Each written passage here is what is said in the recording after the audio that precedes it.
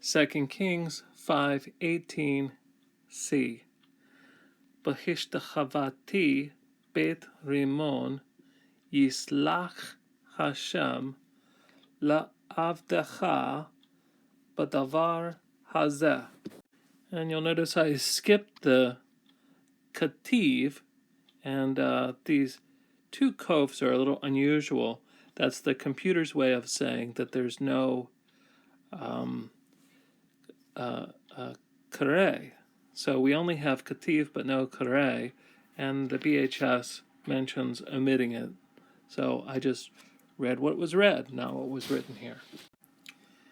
Now, Naaman here begins with ba. It's again temporal, and it goes with the ba above. So when my master comes to the house of Ramon to worship, and I worship, then he connects this to this holy event that he's talked of. So when I bow down or worship in the house of Ramon, subject here is the Lord. May the Lord forgive your servant this thing. Now we have this word from a root we don't know, stem we don't know, but it's always the same in the Bible, so we don't worry about that. Hishtahava. So we have the third time that is used here in this verse. First it was in infinitive construct, and then it was in perfect. Now here we find it with a preposition on the front, so it is again in infinitive construct, but this time it is with a, infinitive construct, with a 1cs pronominal suffix. So when I am bowing down in the house of Ramon, Yislach, just from Sin Lamed Chet, and it's to forgive, and this is in the Kal imperfect, again with a modal sense, since he's speaking of what he hopes the Lord will do. May the Lord forgive him while he's worshiping a false god in the house of Ramon.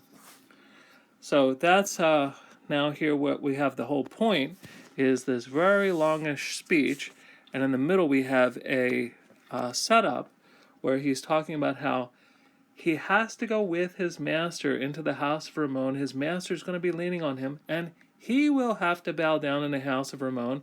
And so that's what he's asking forgiveness for, because as he said in the previous verse, he's not going to worship any god except Israel's God, except when he goes to the house of Ramon and worships the storm god there.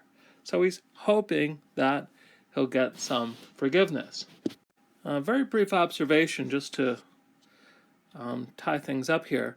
But we have the mention of this thing at the beginning and end of the verse.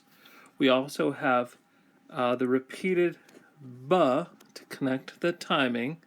And we also have may the Lord forgive. So very wordy verse to repeat all of these things, but he's explaining this complicated scenario in which he's hoping to gain forgiveness for worshiping a false god, even though he's just made an oath to only worship the Lord.